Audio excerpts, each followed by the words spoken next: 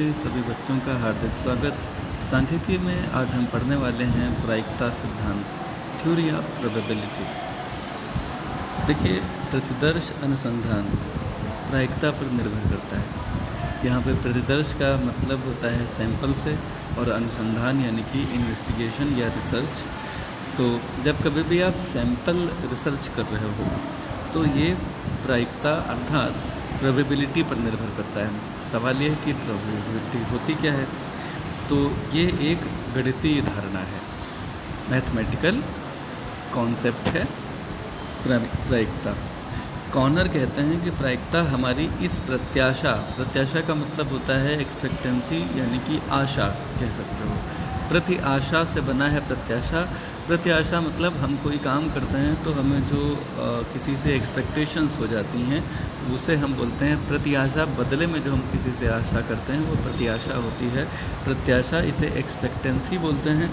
तो प्रायिकता हमारी इस एक्सपेक्टेंसी, प्रत्याशा की माप है, कोई घटना घटित होगी या नहीं होगी, यानी कि घटित होगी कि नहीं घटित होगी।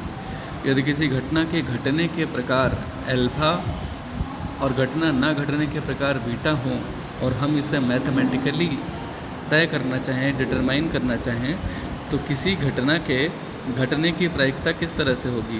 प्रायिकता यानी P, स्मॉल p से प्रायिकता को हम डिनोट करते हैं।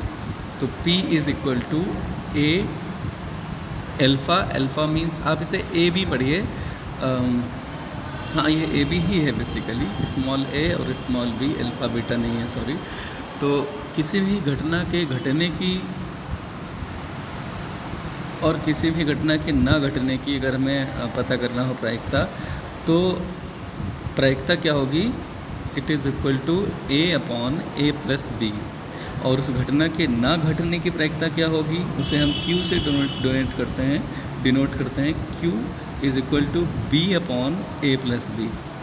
और इसमें बहुत सिंपल सी बात है कि अगर P और Q दोनों को जोड़ते हैं, P और Q दोनों को जोड़ते हैं, किसी घटना के घटित होने की प्रायिकता और किसी घटना के घटित ना होने की प्रायिकता को अगर हम जोड़ दें तो हम चेक करके इसे देख लें। हमने दोनों को जोड़ा है। P का फुल फॉर्म था A upon A plus B, you can see it here. P का फुल फॉर्म क्या था, A upon A plus B. हमने P प्लस Q में ये वैल्यू यहाँ रख ली है। फिर Q की जो वैल्यू थी वो थी B upon A plus B, इसे जोड़ लिया। जब हम इसे सॉल्व करेंगे तो हम पाएंगे कि ये A plus B upon A plus B बचा है, और ये बेसिकली आपस में कट जाएंगे और बचेगा कितना, 1 बचेगा। और मुझे लगता है ये सारे बच्चों को आता होगा। अगर ये एक स्टेप इन्होंने एक्चुअली इसमें कम कर दिया है, मैं आपको थोड़ा सा एक्सप्लेन कर देता हूँ। मुझे लगता है कर देना चाहिए, शायद आपको समझ में आ जाए। देखिए, जब आप ऐसे करेंगे, जब आप alpha A upon A plus B plus B upon A plus B को जोड़ेंगे तो क्या होगा, आप इनका एलसीएम लेंगे, नीचे जो होगा वो आ जाएगा A plus B into A plus B, right. और इधर आ जाएगा A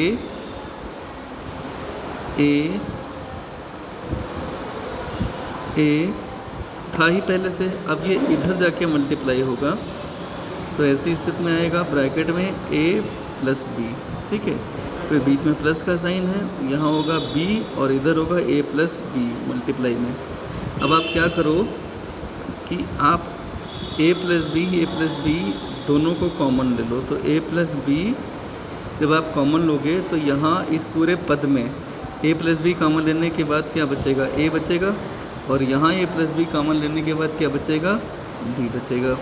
तो ये इस तरह से A plus B into A plus B ऊपर है और A plus B upon A plus B नीचे हैं, तो ये दोनों आपस में कट जाएंगे, 1 बचेगा। This is the way to solve this thing, I think you can do it. अब किसी घटना के घटने की प्रायिकता और ना घटने की प्रायिकता का योगफल 1 होता है, ये आपने अभी देख लिया, ये ऊपर के फार्मूले से ये तो क्लियर हो गया ना। किसी घटना के घटने की प्रायिकता और ना घटने की प्रायिकता जो होगी वो क्या होगी, 1 होगी। एक उदाहरण से समझते हैं। मान लेते हैं किसी घटना के घटने की प्रायिकता 1/3 है, तो आप इसे ऐसे भी कर सकते हैं कि उस घटना की ना घटने की प्रायिकता अपने आप 1 - 1/3 होगी, अर्थात 2/3 होगी। उदाहरण के लिए यदि किसी सिक्के को हवा में आप उछालें, सिक्का सभी ने देखा है, उसके 2 पहलू होते हैं, एक होता है हेड और दूसरा होता है टेल, ठीक है। तो इसके लिए आपको जो करना है वो ये कि सिक्का निकाल लीजिए अगर आपके पास हो और आप उसे हवा में उछालिए, तो आप पाएंगे कि उसमें हेड आने की जो प्रायिकता, क्योंकि 2 ही उसके पहलू हैं, एक तो उसका चित्त और दूसरा पट, हेड एंड टेल। तो चित्त के गिरने की यानी कि चित्त के आने की जो प्रायिकता है वो 1/2 है, और ऐसे ही पट के आने की प्रायिकता 1/2 है। ताश की गड्डी, आप में से हो सकता है कि कुछ बच्चों को ये एग्जाम्पल ठीक ना लगे, उन्हें लगता होगा कि ताश का गेम खेलना तो गलत बात है, इसे अच्छे बच्चे नहीं खेलते, अच्छे लोग नहीं खेलते। लेकिन इस दुनिया में आपको ताश को अगर एक गेम के तौर पे लेंगे तो ये लूडो कैरम जैसा ही एक गेम है। जब आप उससे अगर जुआ खेलना शुरू कर देंगे तो गलत हो जाएगा।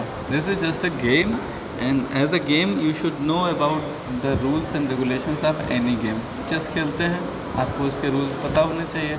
ऐसे ही आपको ये भी पता होना चाहिए कि लूडो में एक जो पासा होता है उसके कितने पहलू होते हैं, हर साइड पे कितने उसमें छेद होते हैं, और ये इसलिए पता होना चाहिए क्योंकि जब आप कोई कॉम्पिटिटिव एग्ज़ाम देंगे तो आगे चल के ऐसे क्वेश्चंस भी आते हैं कि अगर लूडो का पासा उछाला जाए तो उसमें उसके कितने पहलू होते हैं, या उसकी 1 अंक आने की प्रायिकता क्या है। तो इसलिए आपको ये पता होना चाहिए। ताश की गड्डी आपके घर पे ज़रूर रखी होगी, अपने पापा से संपर्क कीजिए, आपको पता चल जाएगी कि वो कहाँ है, और उसे जब आप उठाएंगे तो आपको पता चलेगा कि उसमें कुल मिला के 52 कार्ड होते हैं। कितने कार्ड होते हैं? 52। और वो जो 52 कार्ड होते हैं, 52 पत्ते होते हैं, उनमें से अगर आपसे पूछा जाए, मैं ये भी बता दूं कि जो 52 पत्ते होते हैं वो बेसिकली 4 कैटेगरीज़ में बटे हुए होते हैं, ठीक है। उसमें 2 कैटेगरी रेड कलर की होती हैं और 2 कैटेगरी ब्लैक कलर की होती हैं, ठीक है। हिंदी में अगर आप इनकी बात करें तो इसमें जो आता है वो एक कलर, इसमें पान का पत्ता होता है रेड कलर का, और दूसरा जो होता है वो हम लोग इसे ब्रिक्स कलर बोल देते हैं, यानी कि ईंट बोल देते हैं, ठीक है। पान और ईंट बोला जाता है। इसके अलावा जो ब्लैक कलर के होते हैं उसमें एक तो फूल बोला जाता है, जिसे कुछ लोग चिड़ी भी बोलते हैं, और एक हुक्म होता है। क्या होता है? एक होता है हुक्म। तो हुक्म और फूल जो होते हैं ये ब्लैक कलर के होते हैं। प्रत्येक 4 कैटेगरी में चूँकि 52 कुल पत्ते होते हैं तो 13 पत्ते पाए जाते हैं, ठीक है। और उन 13 पत्तों की स्थिति ये होती है कि उसमें इक्का होता है, ठीक है, बादशाह, बेगम और गुलाम। ये 4 के अलावा 2, 3, 4, 5, 6, 7, 8 और 9, 10 इनको डिनोट करते हुए दुक्की, तिक्की, चौका, पंजा, ऐसे करके छक्का, सत्ता, अट्ठा और कुछ ऐसे ही शायद नवा या दहला ऐसे बोला जाता है। तो फ़िलहाल इनके नाम अगर आपको नहीं भी पता है तो कोई दिक्कत नहीं, लेकिन आपको ये पता होना चाहिए कि प्रत्येक कैटेगरी में 13 पत्ते होते हैं। और चूँकि हर कैटेगरी में सेम ताश के पत्ते होते हैं, जैसे बेगम अगर पान में है तो हुक्म में भी होगी, फूल में भी होगी, ईंट में भी होगी। तो इस तरह से पान की बेगम तो एक ही होगी ताश के पत्तों में, लेकिन बेगम 4 होंगी। अब सवाल पे आ जाते हैं, यदि ताश की पूरी गड्डी में से कोई पत्ता खींचा जाए तो उस ताश के पान के बेगम होने की प्रायिकता क्या होगी। अब आप ये जानते हैं कि ताश में पान की बेगम एक ही होगी, बेगम तो 4 हैं लेकिन बेगम पान की ही हो वो एक ही होगी। तो अनुकूल घटनाएं जो हैं, अगर आप प्रायिकता निकालना चाहें कि जब आप ताश के 52 पत्तों में से एक पत्ता निकालें और उसके पान के बेगम होने की क्या संभावना है, तो अनुकूल घटना उसमें से कितनी है, ये फार्मूला होगा। अनुकूल घटना उसमें से जो 52 पत्ते हैं उसमें से एक ही पत्ता पान का बेगम है, तो वो अनुकूल घटना है। और प्रतिकूल घटनाएं कितनी होंगी? 53 होंगी, ठीक है। तो अगर आप इसको करेंगे तो आप क्या पाएंगे, प्रायिकता इसकी क्या होगी, 1/, अनुकूल घटना यानी 1, भाई आपने क्या पढ़ा था, P = A/A + B, है ना। तो A क्या है? अनुकूल घटना है। और ए प्लस बी में अनुकूल घटनाएं और प्रतिकूल घटनाएं क्या हैं। पान के बेगम के एक पत्ते के अलावा बाकी जितने भी कार्ड हैं वो 53 कार्ड कैसे हैं जो पान के बेगम नहीं हैं, तो वो सब प्रतिकूल घटनाएं हैं। ठीक है, सॉरी ये 51 होंगे, 53 नहीं 51। तो कुल मिला करके आप ये पाएंगे कि ये 1/52 आएगी। कितनी आएगी? 1/52 आएगी। ठीक है, अब अगर आपसे कहा जाए कि ताश के 52 पत्तों में से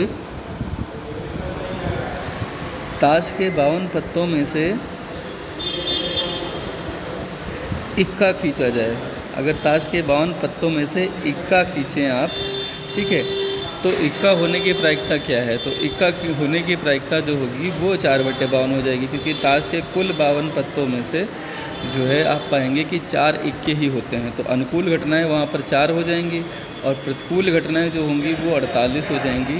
तो इस तरह से इक्का आने की संभावना, एक पत्ता आप खींचे कुल 52 पत्तों में से, तो इक्का आने की संभावना जो होगी वो 4/52 होगी। और 4/52 का मतलब क्या होता है? 4/52 का मतलब होता है 1/13।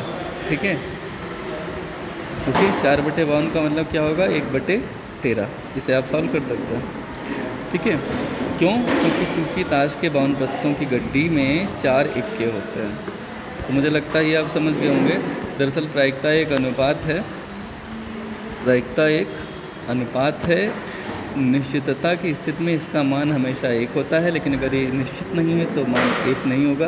असंभव अगर हो किसी भी चीज़ का होना तो उसका मान प्रायिकता का 0 हो जाता है।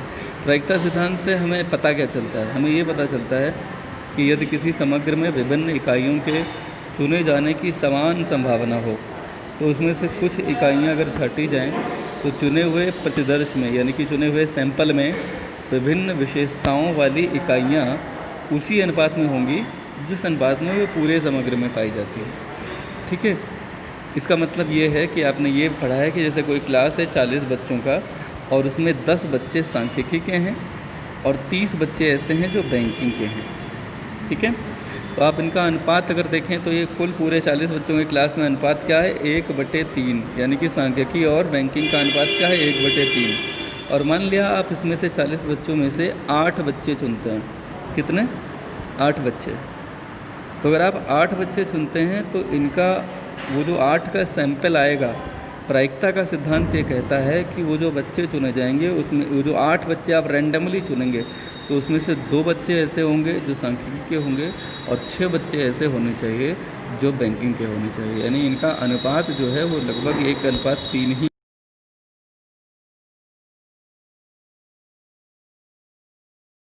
को समझ में आ गई होगी।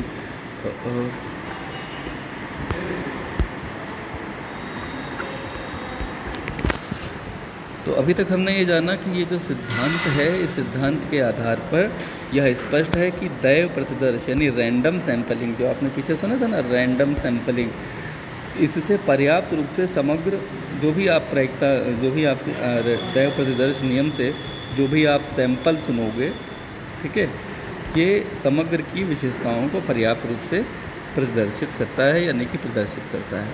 प्रायिकता सिद्धांत जो है इसमें बीमा व्यवसाय, स्कंध और उपज विपणन, स्कंध विपणन का मतलब होता है स्टॉक एक्सचेंज, जैसे कि भारत में BSE है, बॉम्बे स्टॉक एक्सचेंज, और NSE है, NSE यानी कि नेशनल स्टॉक एक्सचेंज, ये सब स्टॉक मार्केट कहलाते हैं। और उपज विपणन का मतलब होता है, उपज का मतलब होता है कमोडिटी, तो ये कमोडिटी मार्केट है।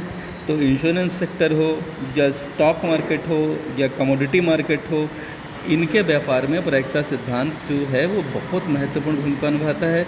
ये प्रायिकता के सिद्धांत पर ही होते हैं कि कौन से शेयर की संभावना उनके रेट बढ़ने की है, कौन से शेयर की संभावना उनके रेट घटने की है। इन सब चीज़ों के आधार पर ये मार्केट चलते हैं।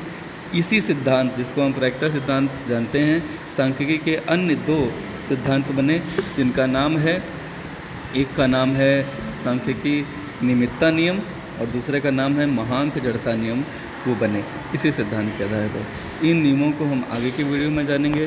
आज के लिए इतना ही। आज आपको लिखना है सांख्यिकी प्रायिकता सिद्धांत से आप क्या समझते हैं, इसका विस्तार से वर्णन कीजिए। Thank you so much.